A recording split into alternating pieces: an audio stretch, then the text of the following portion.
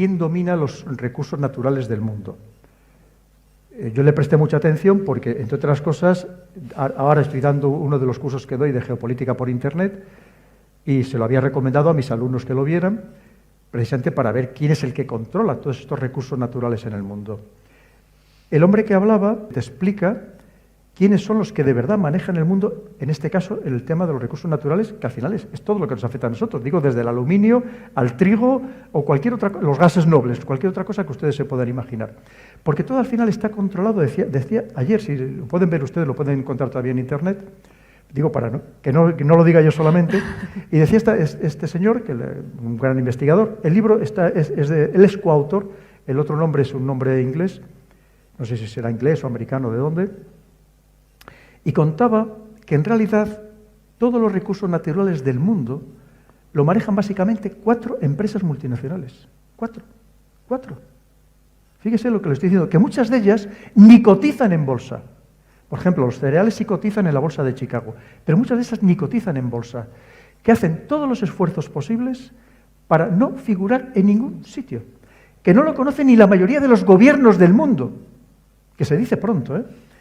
Y decía este hombre, y lo dijo, y estoy seguro de que habrá recibido muchas presiones, y seguro que no nos ha contado todo, y decía, inmediatamente que empecé a escribir sobre este tema, empecé a recibir cartas de los abogados de estas empresas amenazándome para que no lo hiciera público, porque quieren mantenerse completamente en la sombra. Estos son los que manejan todo, porque evidentemente, ustedes lo verán, todo está subiendo, un disparate, que al margen de la guerra, al margen de la pandemia, por supuesto que se está haciendo absolutamente de oro, precisamente manipulando todos estos recursos naturales que nos son esenciales para todos nosotros, que puede ser lo mismo que decía, desde el arroz, el acero, cualquier cosa. Todo esto está controlado por pequeños... Este señor ponía el ejemplo de 4, como les digo, 4 grandes multinacionales que manejaban decenas de miles de millones de euros o de dólares. Todos, por supuesto, residiendo todo en paraísos fiscales, que al final es donde está todo el dinero del mundo. Porque a nosotros nos dicen, vamos a subir los impuestos, pero si el dinero... los ricos de verdad no van a pagar nunca impuestos y lo tienen todo en paraísos fiscales, que siguen existiendo, e incluso en la propia Europa, la propia Unión Europea, teóricamente no tenemos paraísos fiscales, porque dicen que no hay opacidad bancaria, pero sí hay países que se llaman de baja fiscalidad. Puede ser Irlanda, puede ser Luxemburgo, puede ser Malta, puede ser Holanda, países que presumen de democracia y que en realidad están evadiendo impuestos, hay una ilusión de impuestos a los ricos, que se amparan precisamente en estas normativas para refugiarse en estos lugares y no pagar prácticamente impuestos. Hay una familia en concreto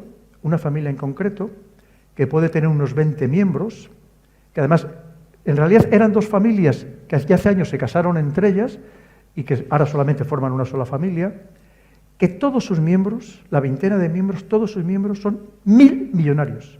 O sea, el que menos tiene 1000 millones de dólares, el que menos. Ese es el verdadero poder. Ese es el poder que maneja los estados. Mire, nosotros tenemos, en el caso concreto español, tenemos una elevadísima deuda externa. Elevadísima.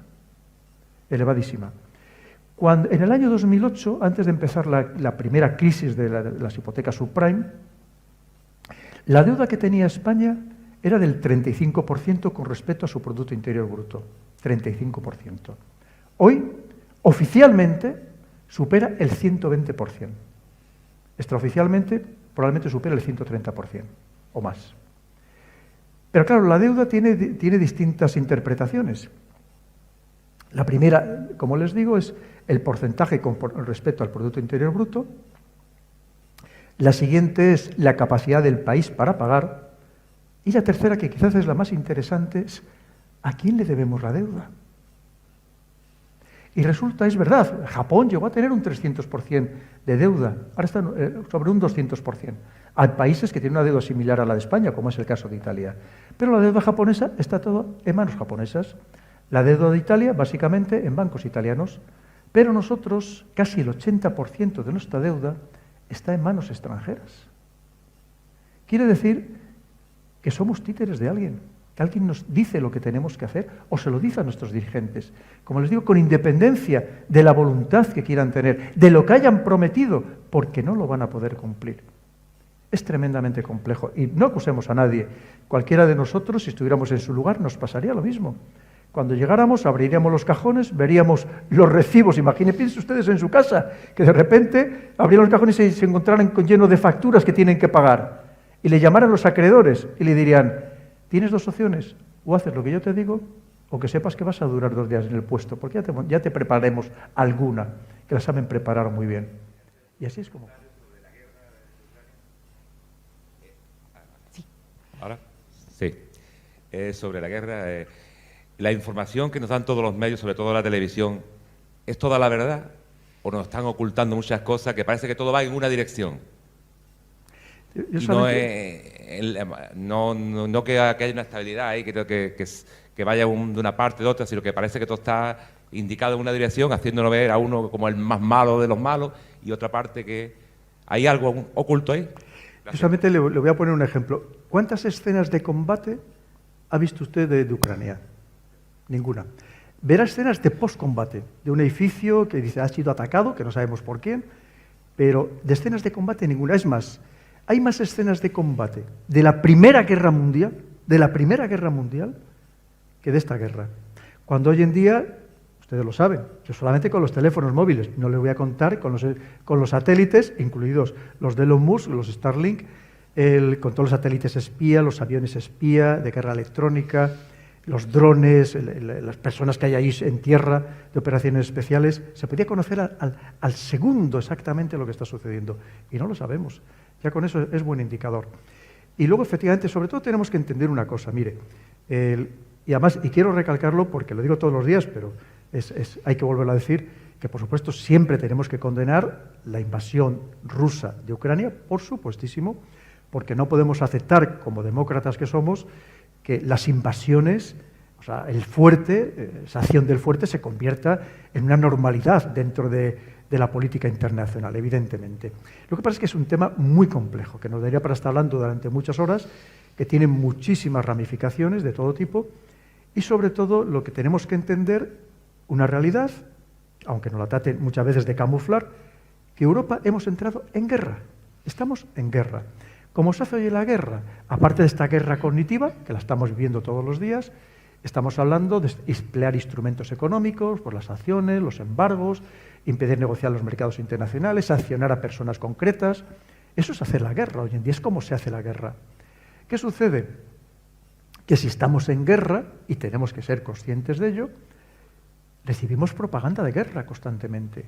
Propaganda de guerra muy sofisticada, pero que no nos engañemos. La realidad es que de donde recibimos la propaganda de guerra es de nuestro lado. ¿Usted ve el Sputnik o ve el RT, que están prohibidos en Europa? Evidentemente no, porque están prohibidos. Es que no puede, aunque quisiera, no puede verlos. Entonces, usted cuando ve la televisión está viendo nuestra propia propaganda. Esa es la realidad, ¿no? Le digo, no podemos disimular una acción que tenemos que siempre que condenar, lo que ha hecho Rusia, pero pensemos que esto es mucho más complejo. Porque ahora mismo lo que está en juego es, que yo ya adelantaba en los otros libros, y que además es que solo tenemos que acudir a los últimos documentos, ya les doy algún ejemplo, lo que estamos viviendo, lo que estamos sufriendo, porque digo sufriendo porque los principales perjudicados, no tengamos ni la menor duda, vamos a ser, y ya lo estamos siendo los europeos, que nos hemos convertido en el campo de batalla, y esto puede ir a mucho peor, porque vemos que aquí nadie habla de negociar, nadie habla de paz, todos son, si tú me atacas yo te lanzo más, y entonces yo te lanzo las armas nucleares y te vas a enterar. Claro, pero el problema es que somos nosotros, somos los ciudadanos los que sufrimos las consecuencias. Pero claro, como le decía, ¿cuál es el gran problema? El gran problema es un Estados Unidos que lo dice abiertamente, además. Todavía el otro día, la semana pasada, el general jefe de la Junta de Estado Mayor estadounidense, que lo decía abiertamente, quieren acabar con nuestro orden internacional, dice nuestro, de estadounidense. Es decir, ellos han creado un orden en la cumbre de Bretton Woods en 1944, un orden internacional y económico, del que hasta ahora han disfrutado y han abusado. Les podría contar 1000 casos. ¿Se acuerdan el otro día, por ejemplo, verían la noticia, se acuerdan de la principal cementera del mundo, la Lafarge, francesa, que la había multado Estados Unidos por haber hecho negocios con el Estado Islámico y con Al-Qaeda en Siria.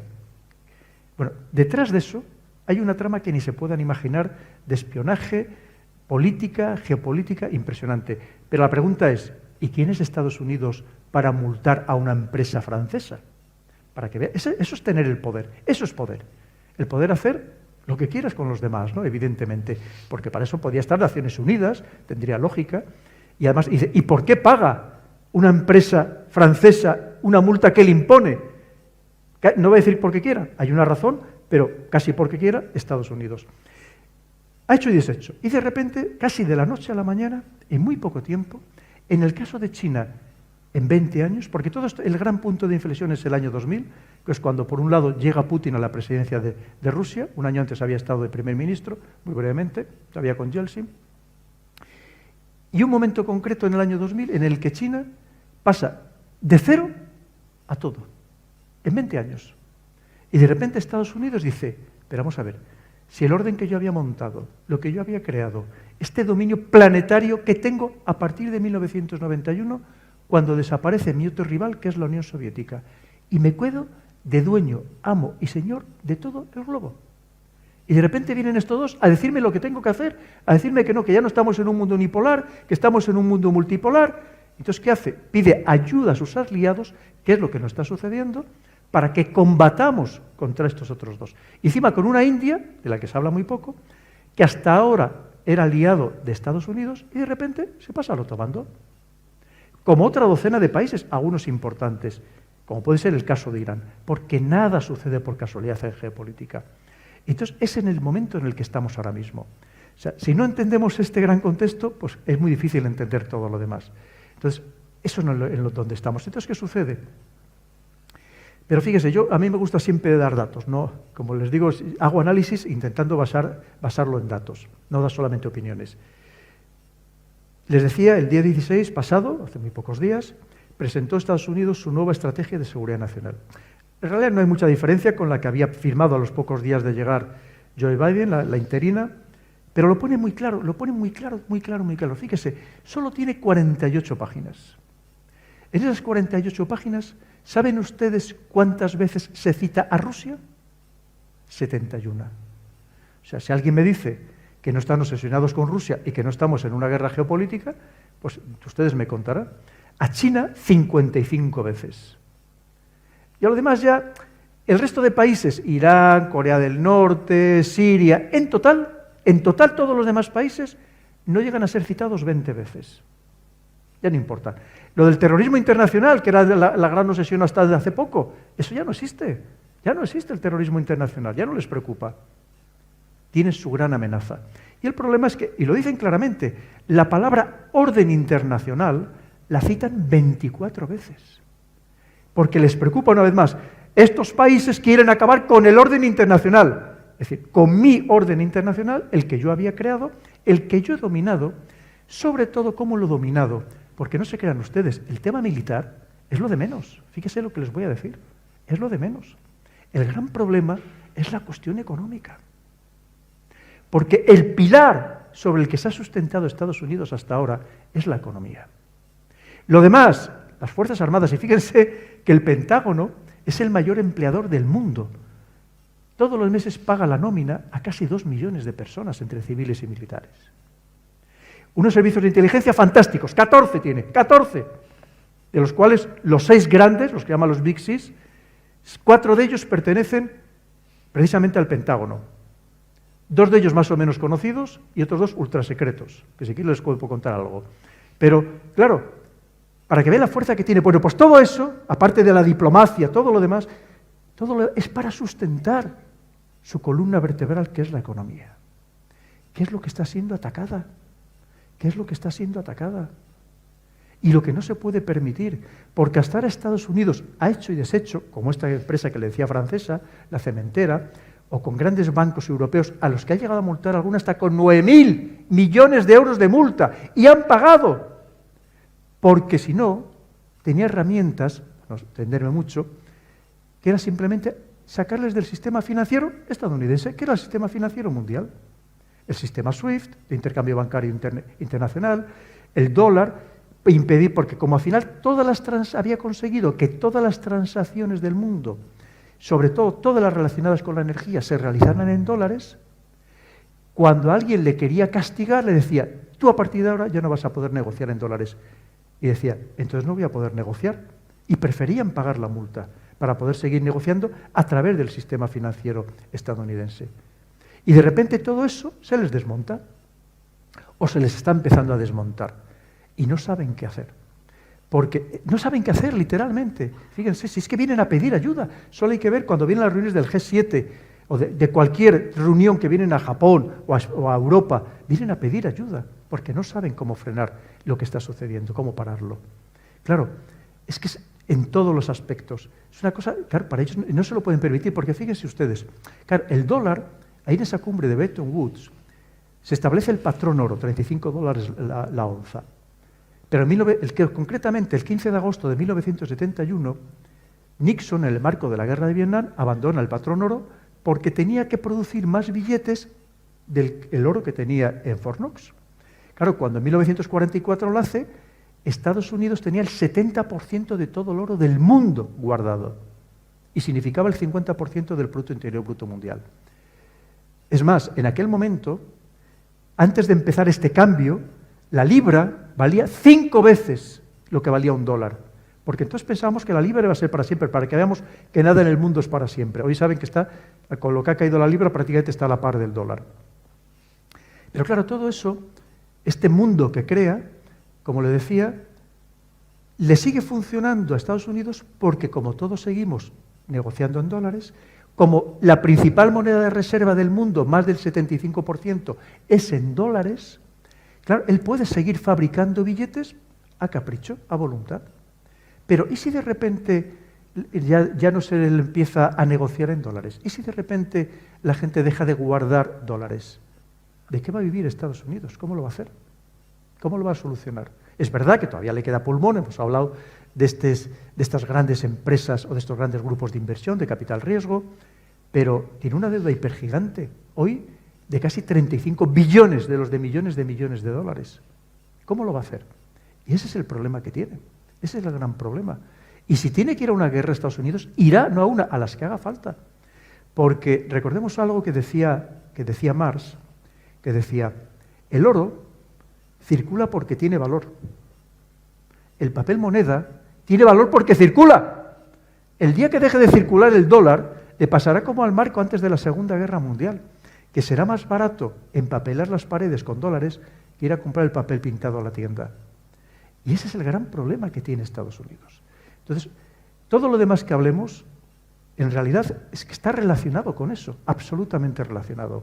Y el enfrentamiento, o sea, ojalá mañana llegáramos a un acuerdo, aunque fuera transitorio, temporal, de paz en Ucrania. Sobre todo para evitar la matanza, y hay que decirlo y subrayarlo y ponerlo con letras mayúsculas, que allí se está produciendo, que no nos estamos enterando o no quieren que nos enteremos, de unos y de otros. Pero es que el problema no va a parar ahí, va a seguir, porque Estados Unidos no sabe una vez más cómo frenar el auge de las otras potencias. ¿El problema cuál es? Que nos arrastra a los demás a una guerra de la que no tenemos ninguna necesidad, que solo vamos a perder y que además lo estamos viendo como estamos cayendo permanentemente cada vez más precisamente en esta trampa de la guerra. Y lo vemos a todos nuestros líderes europeos. Yo a ninguno lo oigo hablar de vamos a buscar una solución, vamos a buscar la paz, la que sea, para frenar esta auténtica locura. Estamos cayendo en una espiral de violencia cada vez mayor, aumentando presupuestos de defensa, todo el mundo pues, va a ver si compro armas más sofisticadas, a ver cómo las empleo, a ver cómo se las mando, y eso creo que no vamos por el camino. Y se lo digo, fíjense, es que hay una cosa muy curiosa, los militares precisamente somos los más pacifistas, ¿y saben ustedes por qué? Porque hemos visto la guerra en primera persona. Yo la vi como observador militar de Naciones Unidas en Bosnia, y he visto cosas horrorosas, y he visto cómo las personas nos convertimos en salvajes de la noche a la mañana. Curiosamente, los más belicistas son los advenedizos, como pasaba, por ejemplo, en la Segunda Guerra Mundial, en la Alemania nazi. Los que eran los peores no eran los militares de carrera, en general, fueron los que luego se hicieron, digamos, militares con el devenir de los tiempos, ¿no? Esa es la auténtica realidad. Entonces, mis ideas están muy claras, sabe por lo que abogo, pero sabe cómo estamos en el contexto y hay muchos intereses para que no lleguemos a la paz, sino para que lleguemos a un mayor enfrentamiento, lamentablemente. ¿Alguna otra pregunta? Sí. Allá había un señor también que había levantado la mano. Había varias. Bueno.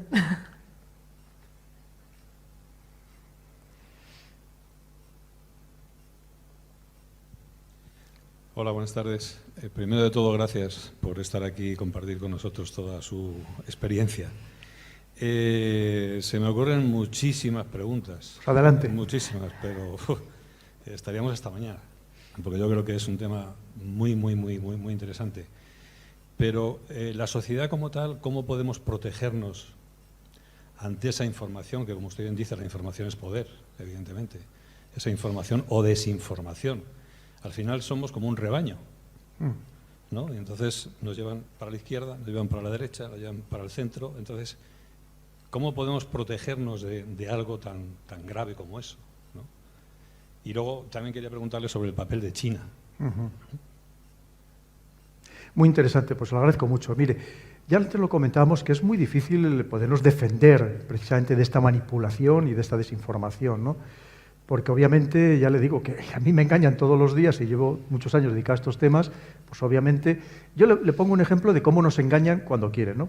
Este verano me acuerdo que hubo un gran astrofísico de fama mundial, puso en Twitter una foto de que había descubierto un nuevo planeta, puso la foto de este nuevo planeta, no sé si lo verían ustedes en Twitter.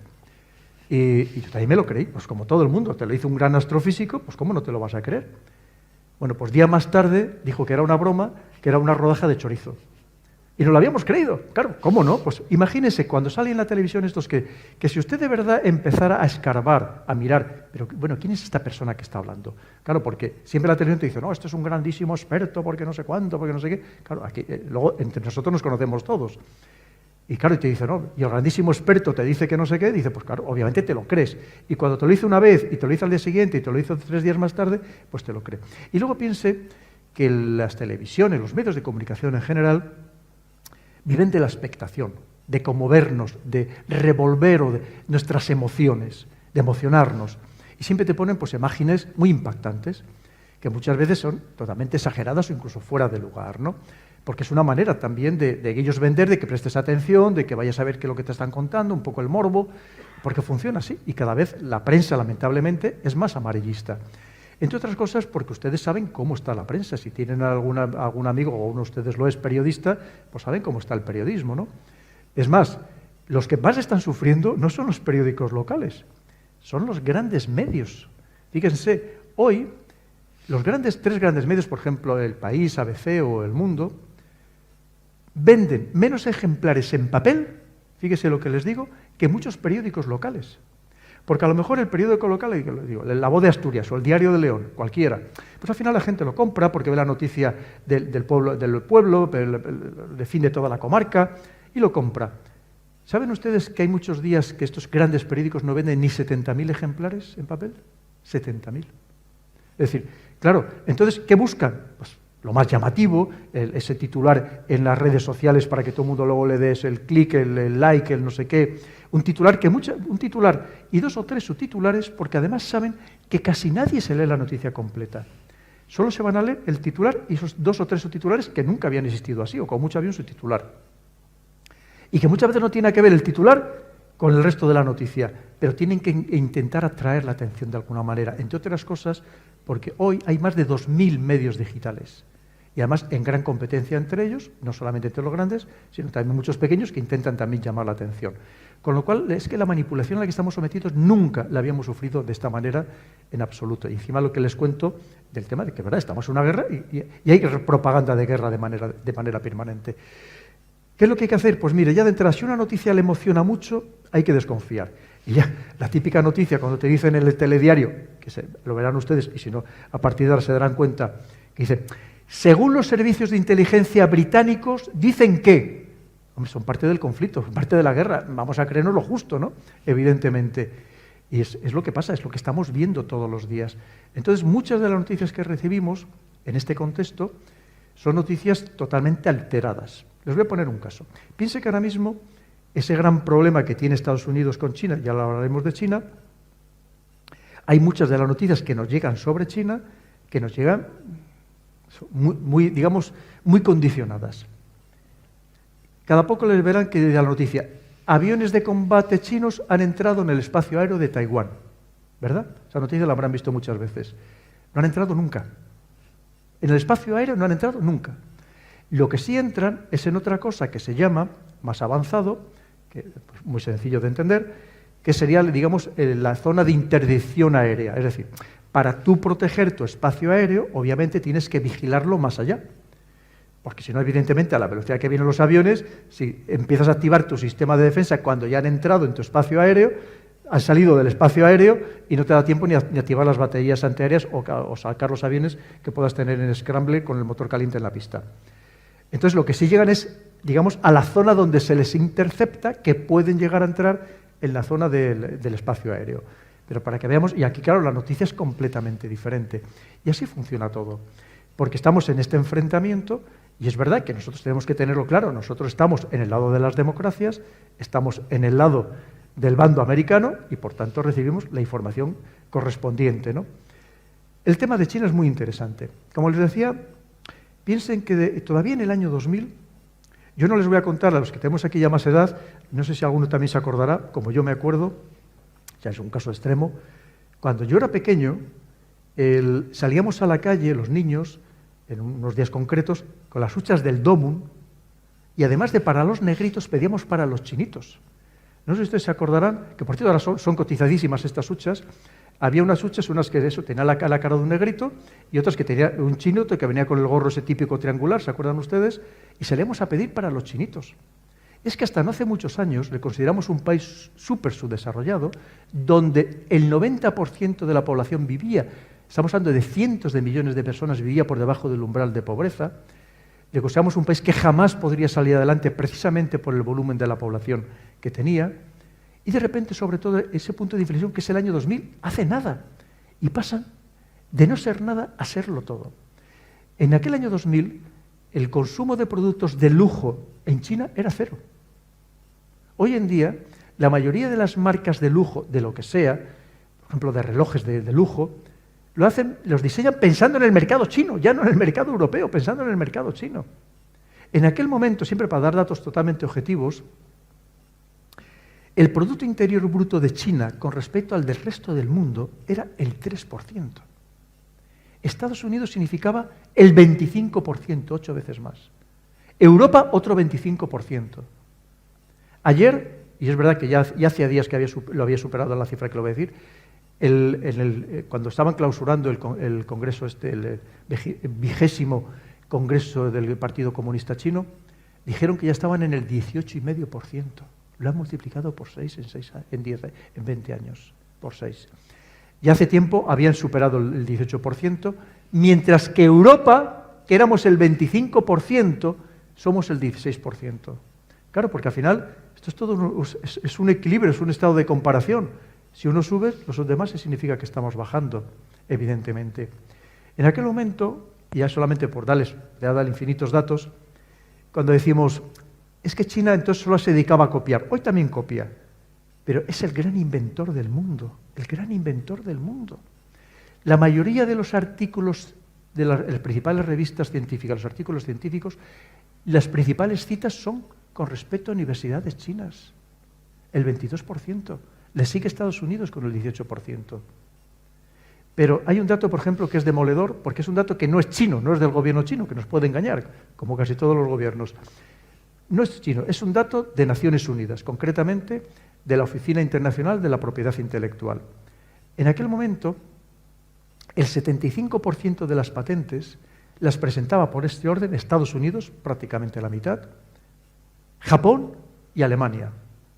El resto de otros países occidentales, Israel, Suiza, Francia, Reino Unido.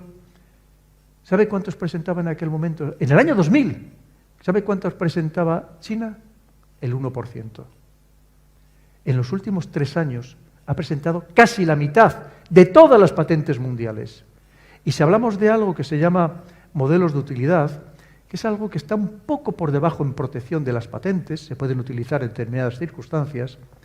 En los últimos 2 años, China ha presentado el 95% de todos los modelos de utilidad del mundo. Huawei, esta empresa que aquí se la ve como la gran amenaza, porque es la gran amenaza para Estados Unidos, que está haciendo todos los esfuerzos, sus servicios de inteligencia y su servicio diplomático, para que no adquiramos los servicios, los sistemas Huawei, empezando por el 5G, es la empresa que más patentes presenta en todo el mundo. Claro, es que de repente dicen, pero si hablamos del espacio, le podría contar del espacio, de los satélites, de computación cuántica, de inteligencia artificial, de biotecnología. Me podría pasar horas dándole datos. Claro, ¿cómo no le va a dar miedo? El 5G, sin ir más lejos. Cuando empezamos con el 3G, es decir, a tener los móviles inteligentes, como entendemos ahora, que tuvieran el correo electrónico, ¿quién desarrolla el 3G? Lo desarrolla Europa. Nokia y Siemens. ¿Dónde está Nokia y Siemens ahora? ¿Quién desarrolla el 4G? Estados Unidos, básicamente. Apple, con su gran socio estadounidense, que es Corea del Sur, Samsung. 5G, ¿quién lo ha desarrollado? Huawei y ZTE, chinos. ¿Dónde están los demás? Sí, hay alguno que lo está desarrollando, como Ericsson, pero te lo ofrece a un 60 o 70% más caro. Es que en esa pelea estamos... Y Estados Unidos dice, y lo dice constantemente en sus documentos oficiales, es más, ha creado un departamento nuevo de la CIA solo para vigilar prácticamente a Huawei y al 5G. Y te dice, claro, es que si los europeos, por ejemplo, implantamos los sistemas 5G de Huawei y de ZTE, que sepamos que a partir de ese momento nos van a espiar. Claro que nos van a espiar, como ha hecho Estados Unidos durante tantos años con sus sistemas. Ese es el problema. Es decir, que está dando todo un vuelco completamente. Y una vez más, es que no saben cómo frenar a este monstruo. Y lo dicen en todos sus documentos, absolutamente en todos. Hace poco salió que curiosamente lo lógico es que hubiera salido antes la estrategia de seguridad nacional y luego la estrategia naval, porque de la estrategia de seguridad nacional nacen las demás estrategias, como tiene todo sentido. En la estrategia naval, que son 9 páginas, y solamente habla de China, China, China, China y China. ¿Por qué? Porque hasta este momento, sobre todo desde 1991, la Armada estadounidense, su poder de destrucción era mayor que el del resto de las armadas del mundo juntas. Entre otras cosas, porque de los 12 portaaviones de propulsión nuclear, 11 son estadounidenses, solo hay otro más que es el Charles de Gaulle francés, y cada uno de estos portaaviones, además de toda la flota que lleva de apoyo, lleva embarcados más aviones de combate que tienen la mayoría de los ejércitos del mundo. ¿Qué sucede? Que no se podía imaginar que casi de la noche a la mañana China crea 4 grandes, construcciones de barcos de guerra, 4 astilleros muy potentes, y de repente de la noche a la mañana tiene más barcos que Estados Unidos. Estados Unidos tiene unos 295 y China lleva por 360 buques de guerra principales, tanto en superficie como submarinos. ¿Cómo no le va a dar miedo? Es verdad que todavía por capacidad de destrucción todavía tiene más Estados Unidos. Pero claro, es que no se lo podía imaginar.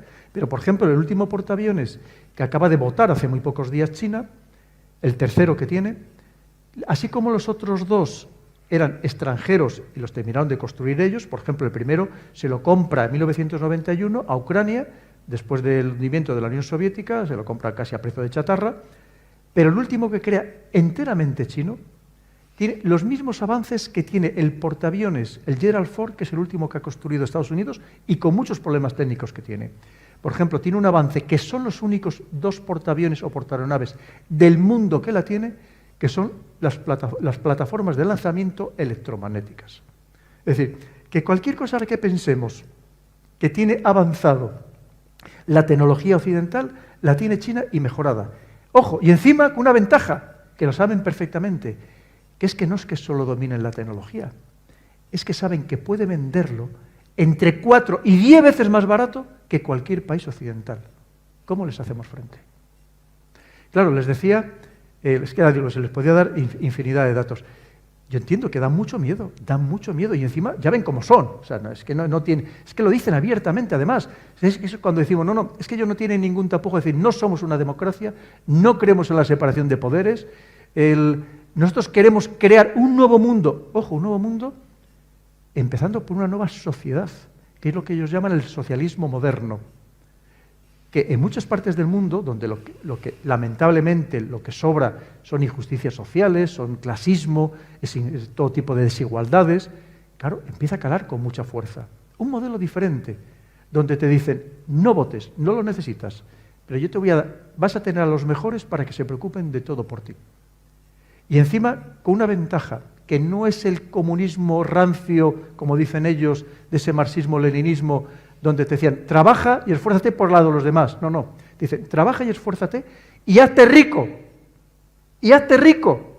Porque si te haces rico, un poco con esa visión calvinista, protestante, enriqueces al mismo tiempo a la sociedad. Pero siempre y cuando, como dice la visión, el pensamiento de Xi Jinping, que obliga a estudiar a todos los niños desde que tienen uso de razón, pero siempre y cuando con una premisa, porque la necesitan para aglutinar al pueblo, amar al Partido Comunista por encima de todas las cosas.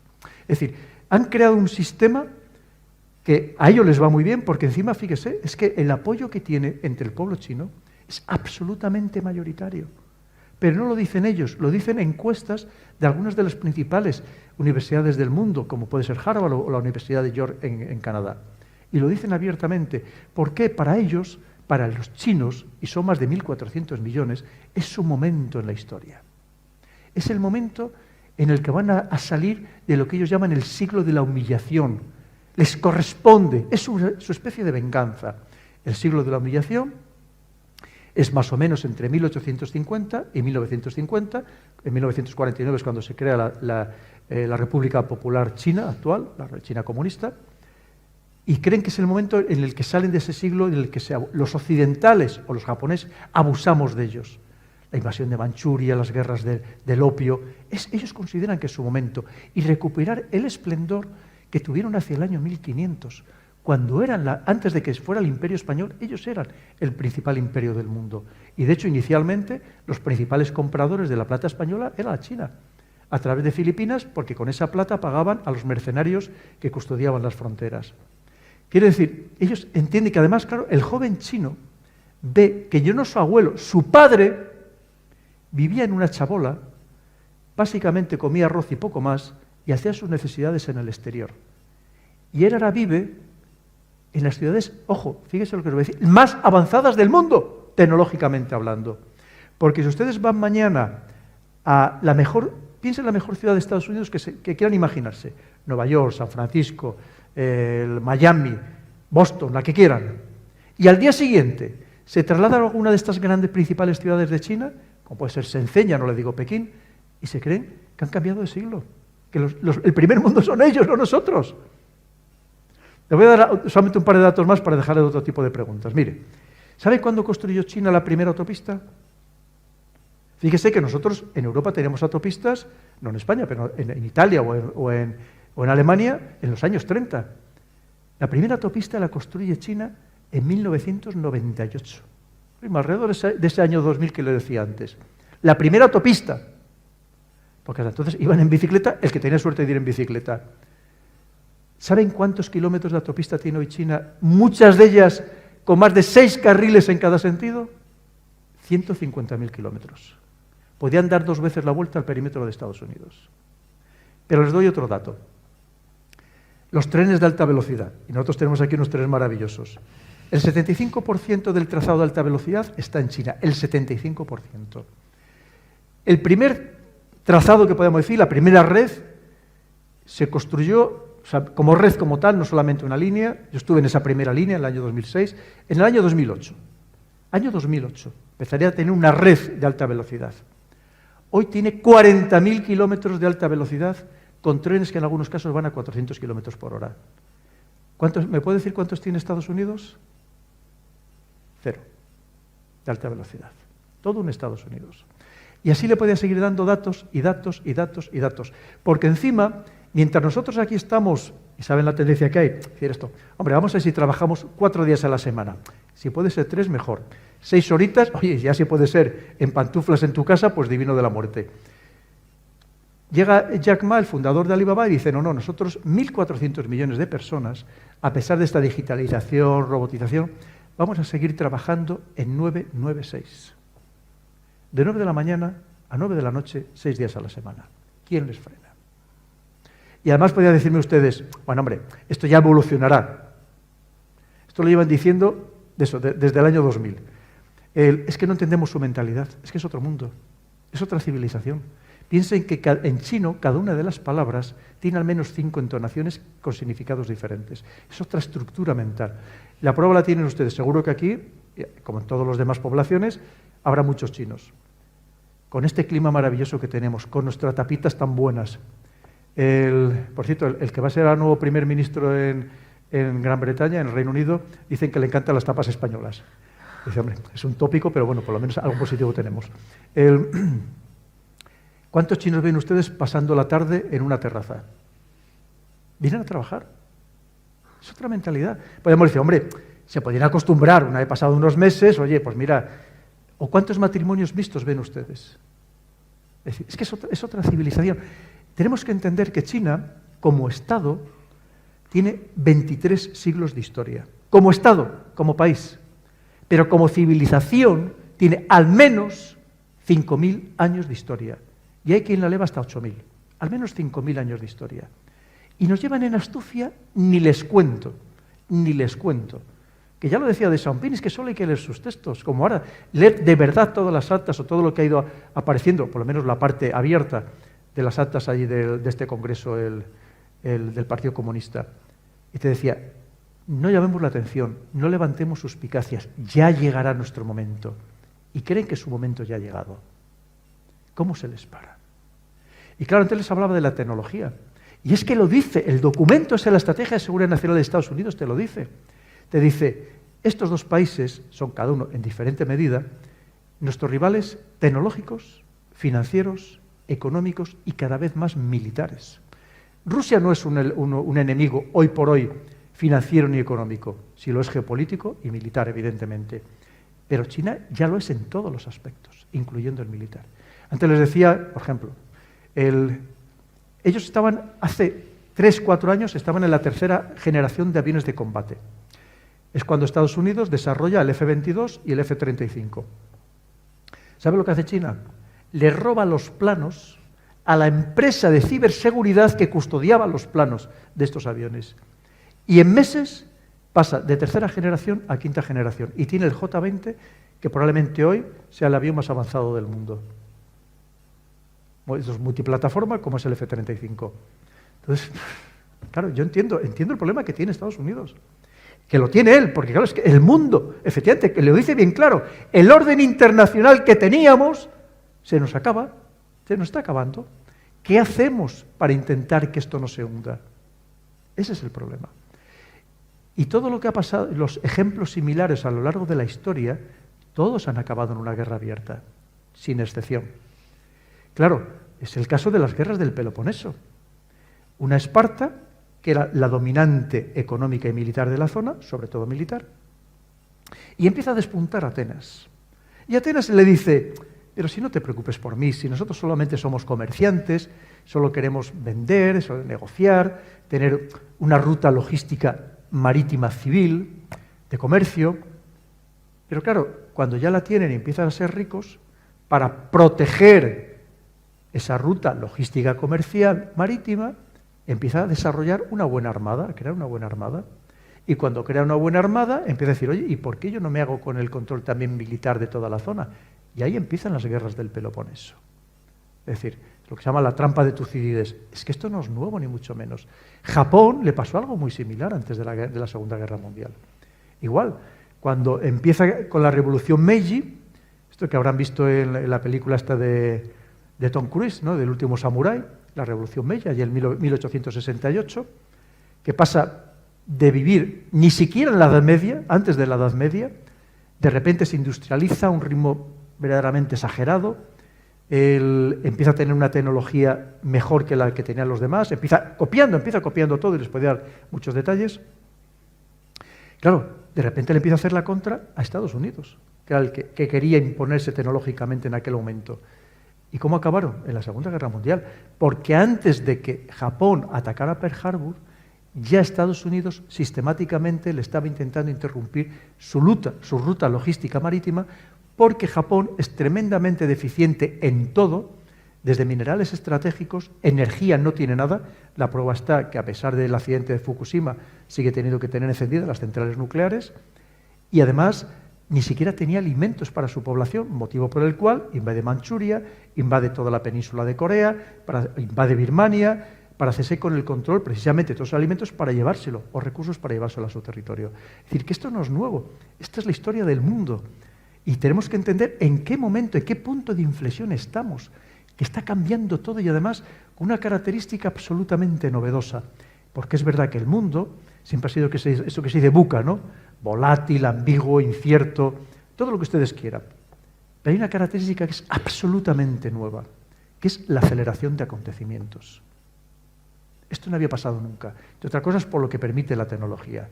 Y vemos cómo está cambiando todo. Es que el mundo que conocíamos se está desmontando clarísimamente. Y nos lo están diciendo. Unos te están diciendo, el otro bando te está diciendo, oye, que vuestro mundo se ha acabado. Que se ha acabado. Que estamos en otro. Y o repartimos el mundo o que sepas que vamos a acabar mal. Y Estados Unidos te lo está diciendo, estos otros quieren acabar con mi orden internacional. A ver cómo hacéis vosotros, amigos míos, para entre todos a ver cómo les frenamos. Y ese es donde estamos inmersos. Y lamentablemente han elegido un escenario, hoy es Ucrania, mañana se puede abrir otro entre Marruecos y Argelia. Marruecos está en un bando, Argelia está en el de China y Rusia, y sería facilísimo abrir ahí países que están enfrentados a muerte, armados hasta los dientes, y cada vez más, tanto uno como otro, y podría ser facilísimo abrir ahí otro conflicto. Y Ucrania es la representación de todo lo que le estoy comentando. Y a partir de ahí, pues ya sí, podemos, claro, evidentemente, hay una problemática, hay un sufrimiento humano, tenemos que atender a estas personas, por supuesto, veremos a ver cómo les sacamos de dónde se les ha metido.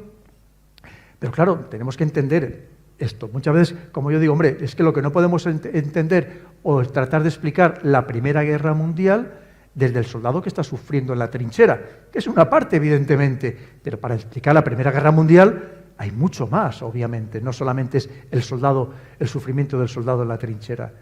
Y esa es la realidad en la que estamos inmersos. Una situación, como les digo, muy compleja, porque ¿Estados Unidos va a ceder? No. Todos estos países que se ven decrecientes se vuelven muy peligrosos, no pueden ceder. Porque claro, es que haber dominado y de repente que te quiten ese poder es muy delicado, evidentemente. Nadie se va a dejar quitar ese poder, desde luego, sin pelear, ¿no? Los otros, que ahora se sienten fuertes y además unidos, porque China es muy astuta, China está jugando una ambigüedad tremenda, no dice ni que sí ni que no, sino todo lo contrario, pero evidentemente si Rusia hace lo que hace es porque cuenta con el apoyo, al menos tácito, de China, evidentemente. Y que dicen, no, es que esto, efectivamente, que si a vosotros se os ha acabado ya vuestro mundo, esto ya no es lo que era, se le dice a Estados Unidos. Y Estados Unidos, una vez más, ¿qué nos dice a nosotros? A los que no pintamos nada, dice, echarme una mano a ver si entre todos conseguimos que yo no pierda mi poder, el suyo. Y en eso estamos, lamentablemente. Había aquí también una pregunta. Tú sí me enrollo mucho, me paras, ¿eh? Buenas tardes. Yo quería preguntarle respecto a uno de los síntomas de esta manipulación mediática, como puede ser el exilio total de la racionalidad en pos de un discurso mucho más emocional, que cala mucho más a la impulsividad de la población, digamos, y que a mi parecer resulta como el síntoma más molesto de toda esta campaña de desinformación y de manipulación colectiva. ¿Usted cree que, bueno, evidentemente hay muchos factores que se repiten, pero como bien ha dicho antes, la tecnología que tenemos ahora no es la misma de la que hemos dispuesto anteriormente y en casos similares? Entonces, ¿usted cree que puede llegar a darse un punto de inflexión en el que la población la pequeña población, digamos, no a nivel ya global, sino, por ejemplo, en un país como el nuestro, España, se canse de esta irracionalidad y de esta impulsividad motivada por los medios en cuanto a discursos emocionales y tal? ¿O este estatus va a mantenerse durante lo que nos queda de historia porque los grandes poderes van a centrarse en que esto siga así? Sí, muchísimas gracias. Muy interesante la pregunta. Pues efectivamente, mira, lo primero, vamos a ver. Todos somos esclavos de nuestras emociones, todos. Y juegan con las emociones tanto las positivas como las negativas. Es decir, ¿cuáles son las positivas? Pues las imágenes tiernas que nos ponen para que nos conmueva, que sintamos compasión, que evidentemente tenemos que sentirlo, ¿no? Con esos dramas humanos que obviamente existen. Pero por otro lado también juegan con los sentimientos o las emociones negativas, con la envidia, con los celos, con la venganza. Saben jugar muy bien. Y saben por eso las imágenes que te ponen no son casualidad ni mucho menos. Tanto las televisiones como la prensa escrita no son nunca casualidad. Y además pensemos que ¿de dónde nosotros recibimos la información aquí? La gran información la recibimos de estas grandes agencias de noticias que son anglosajonas. ¿Cuáles son? Pues Reuters, BBC, Sky News, es decir, las grandes agencias de noticias que son las que nos, porque son los que tienen corresponsales de verdad sobre el terreno en general, ¿no? Entonces, porque fíjense que muchas veces te dicen, te están hablando, por ejemplo, de Ucrania y están en Turquía o están en Polonia. Pero bueno, es que no habrá nadie allí sobre el terreno más cerca donde estén los combates. Pues fíjate. Entonces, quiere decir que claro, pero saben muy bien qué imágenes nos tienen que mandar, evidentemente. Que muchas veces son hasta creadas es proceso, ¿no? Que también lo hay, o exageradas, en cualquier caso. Claro, entonces lo que tenemos que ser conscientes una vez más de que, lo que os decía antes, de que todo lo que nos emocione mucho, que lo pongamos en cuarentena. Lo que pasa es que es muy difícil salir de ahí, evidentemente, porque saben jugar muy bien, una vez más, con este conjunto de emociones, saben jugar muy bien. Pero usted me dice que, claro, si nos llegáramos a cansar, lo primero es que hay que tener en cuenta que si la manipulación mental se hace muy bien, es que es la manipulación perfecta porque no te das cuenta. Es decir, si nosotros nos estuvieran invadiendo físicamente, con carros de combate, con aviones, con infantería, obviamente reaccionaríamos. Pero cuando te consiguen influir de una manera muy sofisticada mentalmente, es que no te das cuenta, no eres consciente de ello. Con lo cual, no hay reacción posible. Y fíjense que cuando yo les digo que en las redes sociales actúan los servicios de inteligencia de uno y de otro bando, porque también ahí se libra una batalla, claro, es que estos tienen psicólogos, psiquiatras, antropólogos, sociólogos, gente muy preparada que saben lanzar mensajes muy concretos. Ahora mismo, por ejemplo, han creado, para apoyar todo lo que está haciendo Estados Unidos y la OTAN, han creado lo que se llama los NAFO en Twitter. Que siga Twitter lo verá, ¿no? Se llaman los NAFO y verá que muchos de los que llevan la banderita de Ucrania, si pinchan ustedes a ver qué cuenta es, son todos, lo ponen nada más abiertamente, son todos NAFO, que los NAFO significa amigos de la Alianza Atlántica. Entonces, claro, y hay muchos, todos además tienen un perrito de avatar, un perrito japonés, que lo han creado como avatar, y verán que hay muchísimos en Twitter, que muchos son bots y otros son personas reales, y otros son bots muy sofisticados que imitan a la perfección a una persona, incluso interactúan. Porque es parte de la guerra que se está librando en estas redes sociales para imponer narrativas. Para que cualquiera además que dice algo objetivo, pues con un poco lo que estamos hablando aquí, inmediatamente recibes multitud de ataques o simplemente te recibes multitud de denuncias que tú no las conoces, pero que lo que hacen es intentar no que te cierren la cuenta, pero sí que te baneen. Es decir, que tú estés poniendo post, pero que esos posts no tengan repercusión porque no llegan prácticamente a nadie. Es decir, te silencien, por decirlo de otra manera. Es así como funciona. Entonces, claro, es que ni te enteras, no sabes lo que está pasando. Entonces tú, además, esto está todo pensado, lo que tratan es que pases, esto lo va a hacer exactamente igual Elon Musk, por más que nos prometa otra cosa, cuando ya sea el dueño definitivo de Twitter. ¿Qué va a hacer?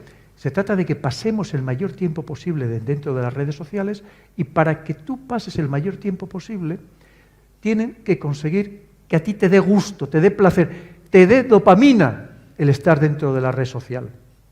Entonces te van a poner noticias que son adecuadas a ti. De hecho, si entramos en Twitter, si todos entráramos ahora mismo en Twitter, veríamos esas noticias recomendadas son diferentes para cada uno de nosotros, porque son noticias pensadas en nuestro perfil y nos conocen perfectamente. Porque es tan sencillo que, fíjense, aunque ustedes no interactúen en Twitter, o sea, no pongan mensajes, simplemente sabiendo a quién siguen y a quién les dan like, ya tienen un perfil sobre ustedes. Si eso se completa con todas las búsquedas por ejemplo, a través de Google o de cualquier otra plataforma, con las compras que hacen online, todo eso saben perfectamente quiénes son ustedes, pero al 100%, al 100%. Porque, claro, es muy sencillo. Saben hasta su grado de inteligencia, su nivel intelectual, su afinidad política, y saben a quién van a votar en las siguientes elecciones, aunque ustedes todavía estén dudando, con un 90% de fiabilidad. Porque lo saben todo sobre ustedes, absolutamente todo. Entonces, claro, ¿cómo escapas de esa manipulación total? Es muy complejo, porque recordemos, los mensajes te los mandan personalizados, totalmente. Es muy difícil salir de ese campo. ¿Qué es lo que puede pasar? Vamos a ver, aquí hay una cosa que lo puede cambiar, que está empezando a pasar en Europa, aquí de momento todavía no en España. Saben que siempre vamos, aquí nos llegan las crisis un poco más tarde y salimos de la crisis un poco más tarde. En algunos sitios de Europa, estamos hablando de París, de Viena, de Praga, de Londres, en muchos sitios empieza a haber una gran necesidad y las revoluciones las hace el hambre. Y cuando hay hambre ya te da igual que te manipulen, que no te manipulen, que tú lo que quieres es comer. Y cuando no tienes para comer o no tienes para dar de comer a tus hijos, es cuando la gente empieza a salir a la calle.